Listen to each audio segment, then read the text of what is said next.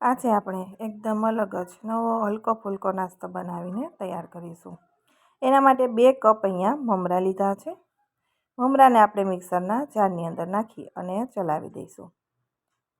ઢક્કણ બંધ કરી અને જેટલો પાવડર બને એટલો આપણે એનો બનાવી દઈએ. તો અહીંયા આપણા મમરા પીસાઈને રેડી થઈ ગયા છે. એને આપણે મિક્સિંગ બોલની અંદર લઈ લઈશું. તો વિડીયો ખાસ જોજો અને મારી ચેનલ ઉપર નવા હો તો ચેનલને સબસ્ક્રાઈબ કરી દેજો. ફેસબુક પરથી જોઈ રહ્યા હોય તો ફેસબુક પેજને ફોલો કરજો, જેથી રોજ નવા વિડીયોના નોટિફિકેશન મળતા રહેશે. હવે અહીંયા અડધો કપ મેં, ઉનાળો છે તો શરીરને ઠંડક પણ મળે એટલા માટે અડધો કપ જુવાર અને અડધો કપ મેં રવો લીધો છે. સાથે અડધો કપ અહીંયા ખાટું દહીં લીધું છે, મીડિયમ ખટાશવાળું. હવે તમારે જુવારનો લોટ નથી, સ્કીપ કરી દેવો છે તો 1 કપ સૂજી પણ લઈ શકાય. તમારી ચોઈસ પ્રમાણે તમે લઈ શકો. મેં જુવારનો લોટ લીધો છે અને સાથે સૂજી. જુવારનો લોટ છે જે વજન પણ વધવા ના દે અને શરીર માટે પણ ઘણો સારો. હવે આપણે દહીં મિક્સ કરી અને જરૂર પ્રમાણે પાણી નાખીશું. તો પહેલાં આપણે અડધો કપ પાણી નાખ્યું હતું, ફરી અડધો કપ, એટલે અત્યારે ટોટલ 1 કપ પાણી નાખી દીધું છે. તો પાણી જરૂર પડે એ પ્રમાણે નાખતા જઈશું અને મિક્સ કરી દઈશું. મારે અહીંયા ટોટલ 1.25 કપ જેટલું પાણી છે એ વપરાણું હતું. અને બેટર આપણું થોડુંક બનીને તૈયાર થઈ ગયું છે. તો હવે આપણે એને ઢાંકી અને સાઈડમાં રાખી દઈશું, જેથી સૂજી છે એ ફૂલી જશે અને બીજા બધા શાકભાજી આપણે જે અંદર એડ કરવાના છે ત્યાં સુધીમાં આપણે એનું કટિંગ પણ થઈ જશે. તો હવે રેસ્ટ ઉપર સાઈડમાં રાખી દઈએ. ત્યાં સુધીમાં અમે બધા શાકભાજી છે એ સમારી લીધા હતા. 10 મિનિટ જેવો મારે સમય થઈ ગયો છે.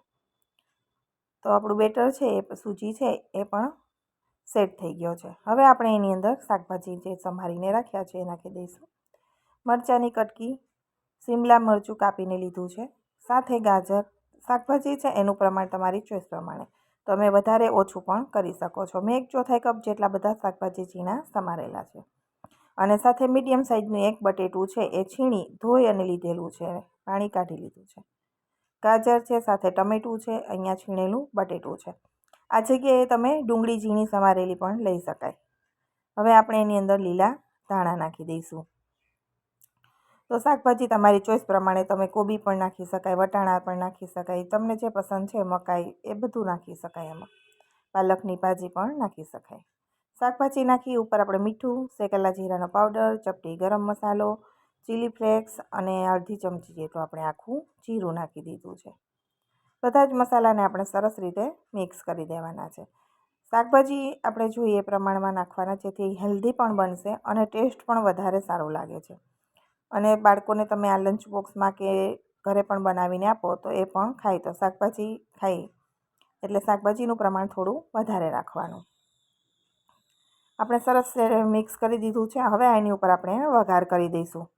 તો વઘાર માટે તેલ મેં છે 1 મોટી ચમચી ગરમ થવા માટે 1 પાવરું નાખ્યું હતું. તેલ ગરમ થાય એટલે ચણાની દાળ નાખી છે 1 ચમચી.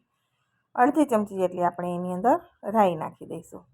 અને તેલ ગરમ છે એટલે રાઈ સરસ એવી ક્રેક થઈ જશે. જો ફૂટે નહીં ત્યાં સુધી તમારે એને ફરી એવું લાગે તો ગેસ ઉપર રાખી દેવાની. ચપટી હિંગ નાખી દીધી છે અને હવે આપણે નાસ્તાને મિક્સ કરી દઈશું. તો રાઈને પ્રોપર ફૂટવા દેવાની, નહીંતર નાસ્તો છે એ ખાવામાં ભાવે નહીં. સરસ રીતે મિક્સ કરી દઈશું. અને આ વઘારવાળો નાસ્તો છે ને એ ટેસ્ટમાં વધારે સારો લાગે છે. હવે આપણે ચપટી ખાવાનો સોડા, એટલે કે 1/4 ચમચી જેટલો આપણે ખાવાનો સોડા નાખ્યો છે. ઈનો નાખવો હોય તો પણ ચાલે, 1 ચમચી ઈનો નાખી દેવાનો. સરસ મિક્સ કરી દેવાનું.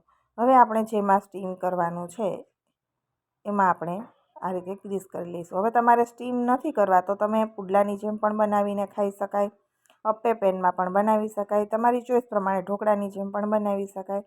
તમને જે પસંદ હોય એ પ્રમાણે તૈયાર કરવાનું. બધા મોલ્ડને ગ્રીસ કરી એની અંદર 2 ચમચા જેટલું આપણે બેટર નાખી દઈશું. અને સ્ટીમર છે એ મેં પહેલેથી પાણી ગરમ થવા માટે રાખી દીધું છે. અહીંયા આપણે વાટકીની અંદર બધું ભરી અને ઉપરથી આપણે લાલ મરચું સ્પ્રિંકલ કરી દઈશું. અહીંયા સફેદ તલ પણ તમારી ચોઈસ પ્રમાણે તમે સ્પ્રિંકલ કરી શકો છો. હવે ઢોકળિયું મેં પહેલેથી સ્ટીમર રાખ્યું છે, એમાં પાણી પણ સરસ ઉકળી ગયું છે. જાળી રાખી અને આપણે બધી પ્લેટ એની અંદર રાખી દઈશું. ગેસની ફ્લેમ મીડિયમ ટુ હાઈ રાખીશું અને આપણે 10થી 12 મિનિટ માટે સ્ટીમ થવા દેવાનો છે. તો આ રીતે પ્લેટો બધી રાખી અને 10થી 12 મિનિટ માટે આપણે સ્ટીમ કરીશું એટલે સરસ એવા સ્ટીમ થઈ જશે. 12 મિનિટ એવો સમય થાય ત્યાર પછી આપણે એનું ઢક્કણ ખોલીશું. તો તમે નાસ્તાનો કલર જોશો ને તો જોતાં જ ગમે એવો સરસ મજાનો થઈ ગયો છે. અને આ રીતે ચપ્પુ કે ચમચી કોઈ પણ ડીપ કરી અને ચેક કરી લેવાનું. 12 મિનિટમાં મોસ્ટ ઓફ 10 મિનિટમાં એ સ્ટીમ થઈ જ જાય છે. કદાચ તમને એવું લાગે તો એકવાર ચેક કરી લેવાનું. નાસ્તો આપણો સરસ સ્ટીમ થઈ ગયો છે. બધું જ આ રીતે બનાવી અને હું તૈયાર કરી દઉં છું. અને ઠંડો થાય ત્યાર પછી જ આપણે એને ડિમોલ્ડ કરીશું. તો અહીંયા ઠંડો થઈ ગયો છે. પછી હું તમને ખોલીને બતાવું છું.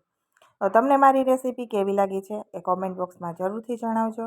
વિડીયો પસંદ આવ્યો હોય તો લાઈક આપજો અને વધુમાં વધુ લોકો સાથે શેર કરજો. તો રોટલી શાક ખાવાની ઈચ્છા ન હોય ને સાંજે, ત્યારે આવો હલકો ફૂલકો નાસ્તો સાથે ચટણી પણ બનાવી છે. ધાણા, દાળિયા, કોથમીર, દહીં અને મીઠું નાખી બનાવેલી છે અને ખૂબ જ સરસ એવી ચટણી પણ બને છે. તો અહીંયા આપણો નાસ્તો હવે બનીને રેડી થઈ ગયો છે. તો ચટણીની રેસીપી મેં અત્યારે હાલ શેર કરી નથી, પણ મેં ઘણા વિડીયોમાં આગળ પણ શેર કરેલી છે. અને મારી ચેનલ ઉપર હું અવનવા નાસ્તા શેર કરતી જ રહું છું. તો તમે ત્યાંથી પણ નવા નાસ્તા જોઈ શકો છો. અને શાકભાજીથી બધા ફૂલ લોડેડ હોય છે, હેલ્ધી એવા, જેથી તમે બાળકોને લંચ બોક્સમાં પણ આપી શકાય એવા નાસ્તા બનાવીને હું તૈયાર કરું છું. હવે તમને મેં અહીંયા નાસ્તો છે ને તોડીને પણ બતાવ્યો છે. અંદરથી એકદમ ફ્લફી, ચટપટો અને શાકભાજીથી લોડેડ છે, એટલે ટેસ્ટમાં પણ એટલો સરસ. ફરી મળીશું નવા વિડીયો સાથે. આવજો.